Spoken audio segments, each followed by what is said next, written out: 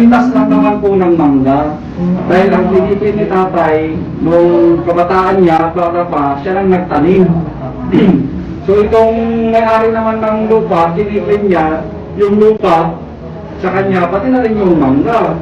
Which is si tatay naman, itinitigan niya mula pagkabata. Hindi naman ko talaga nagnakaw si tatay, namitas lang.